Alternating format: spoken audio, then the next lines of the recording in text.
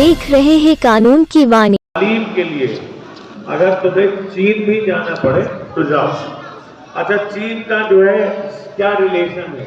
सफर बहुत दुश्वार था, जहाज नहीं थे, पानी के जहाज नहीं थे, लोग पैदल जाते थे। अब चले 100 लोग सिलाई करने का काम सीखा। अब देखो हमारे पालने के लिए सिलाई काज करना उन्होंने 35 साल की उम्र में सीखा है। तो कहीं ना कहीं हम सैल्यूट करते हैं उन माँ बाप को जिन्होंने हमें धरती में जन्म दिया और आज इस लाइफ जो बनाया है हम उन्हीं के आशीर्वाद से और अपने। चलिए जोर से सारे बच्चे कहेंगे जय हिंद। जय हिंद।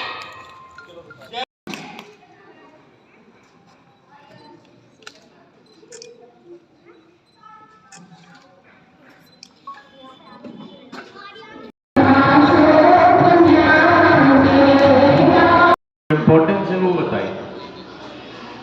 मैं चाहता हूँ आप सारे बच्चे जो है ना इसमें इस जो चीज मैं बोल रहा हूँ उसमें आप पार्टिसिपेट करें। एक सवाल पूछना चाहता हूँ आप सब बच्चों से। मुझे बड़ी खुशी है कि इस स्कूल में मैं पहली अपनी वाणी को विराम देता हूँ और आप सब बच्चों को आशीर्वाद देता हूँ कि हमेशा आप अपना जीवन जो कि आपके माँ बाप ने दिया है। मनीष जी, एक कार्यक्रम में पहुंचे हैं, किस तरह का कार्यक्रम था? देखिए, आज ये कार्यक्रम जो है एशिया पब्लिक स्कूल में हुआ है और सर सामाजिक संस्था के तत्वाधान में कार्यक्रम हुआ है और हमारा जो प्रयास रहा है बच्चों को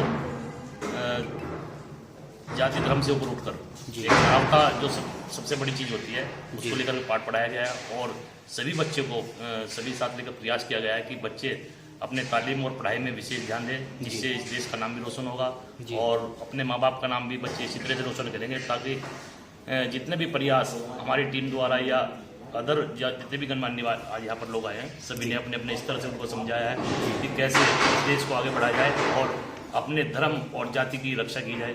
क्योंकि देखो, जाति धर्म सब अपनी अपनी अलग होती है, लेकिन जो प्रयास सबसे जो लगातार चलता है वो भविष्य में आगे जो काम आएगा वो बच्चों को जो पढ़ाई से काम आएगा। पढ़ाई और ज्ञान जमीनी स्तर पर होना चाहिए, तभी हमारे देश की बेटियां और इस देश के भविष्य जो हमारे भारत के हैं वो मजबूत होंगे और कहीं ना कहीं हिंदुस्तान में अपना एक जो सुनहरा जो सपना हमने देखा है अपने भविष्यों के लिए वो सब पूरा करता नजर जब ही होगा तब उनको ज्ञान का और पढ़ाई का पूरा ज्ञान होगा। ठीक, आपको सुना। मैं शालिनी अली हूँ, मुस्लिम राष्ट्रीय मंच की महिला प्रकोष्ठ की राष्ट्रीय संयोजिका हूँ। साथ ही साथ में 2 NGO हैं जिनकी मैं को फाउंडर और ट्रस्टी भी हूँ, एक दिल्ली में है और एक उत्तराखंड में है। आज आप मुजफ्फरनगर पहुँचे हैं, किस तरह का कार्यक्रम? देखिए, ये स्कूली बच्चों का एक कार्यक्रम था, रंगारंग कार्यक्रम था, जहां हमने बच्चियों से बात करी, वार्तालाप करी और उनसे उनकी जो व्यू पॉइंट्स हैं, उनके तरफ से जो उनकी समझ है, जो उनकी आकांक्षाएं हैं, उनके बारे में उनसे हमने डिस्कशन किया है। बातचीत करके, वार्तालाप करके हमने कुछ अपने अनुभवों का उनके साथ में एक आदान प्रदान किया है। किस तरह की चीज़ें सामने आई जिस तरह से बच्चों से आपकी वार्ता हुई? देखिए, सबसे पहले तो खुशी की बात यह है कि स्कूल में बच्चियों की जो संख्या है वो ज़्यादा है, तो ये अच्छा लगता है कि समाज में एक सुधार और समाज में एक नया जो मूवमेंट आया है, एक बेटी पढ़ाओ और बेटी बचाओ का, जो कि हमारे भाजपा सरकार के तहत से आया है, वो एक बहुत अच्छी एक पहल हुई है जो हमें स्कूल में नज़र आया है। बच्चियाँ पढ़ना चाहती हैं, आगे बढ़ना चाहती है, ख़ासतौर से जो अभी यहाँ पे 8th स्टैंडर्ड की बच्चियां हैं, उन बच्चियों ने तो आगे अपने अभिभावकों से, अपने पेरेंट्स से बातचीत करके 9th 10th 11th 12th की तैयारियां भी शुरू कर दी हैं।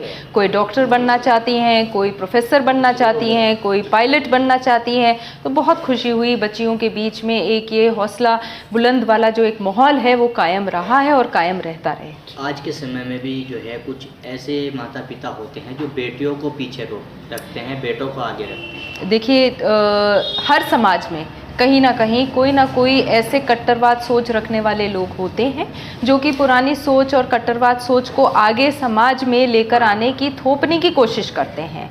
ऐसे लोगों से आगाह करने की कोशिश करते हैं हम आगाह करते भी हैं और साथ ही साथ पेरेंट्स को, माँ बाप को, बच्चों को हम ये एक हिदायत भी देते हैं कि उन्हें अपने देश को आगे बढ़ाने के लिए क्या क्या करना चाहिए और किस तरीके से उनको आगे एक दूसरे का हाथ बढ़ाकर आगे बढ़ना चाहिए। जी, आपका नाम? मेरा नाम फैज़ुर रहमान है। मैं मुस्लिम राष्ट्रीय मंच का मेरठ प्रांत सेवा प्रकोष्ठ हूँ यहाँ पर। किस तरह का कार्यक्रम किया गया है? ये आज हमारा टॉपिक था दौरे हाजिर के तकाज़े और मुसलमान, यानी आज के वक्त में मुसलमानों को किन किन चीज़ों की ज़रूरत है। जैसे टेक्नोलॉजी से मुसलमान पीछे हट गया है, इस वक्त टेक्नोलॉजी का ज़माना है और हमने यही समझाने की कोशिश करी है कि दीनी और असली तालीम के साथ साथ हम लोगों को टेक्नोलॉजी से भी जुड़ना है।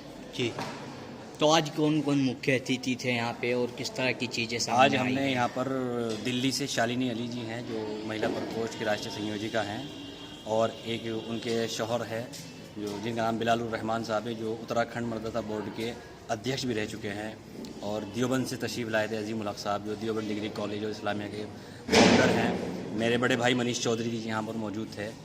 उन सब लोगों ने आगे अपने विचार रखे और उन्होंने लोगों को यही समझाया, क्योंकि यहाँ पर हमने मदरसे के बच्चे और स्कूल के बच्चे दोनों को बुलवाया था। आज आपने बच्चों से जिस तरह से बातें की कि क्या सपने हैं बच्चों के, IAS IPS डॉक्टर इंजीनियर बनने तक की बातें बच्चे कर रहे हैं, किस तरह का अनुभव रहा आपका उनकी बातें सुनकर?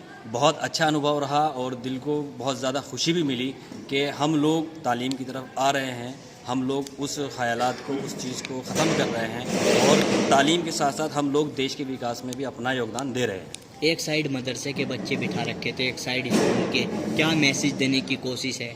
यही कि दुनिया और असली तालीम दोनों एक साथ चलें तो कामयाबी हमारा कदम चूमेगी।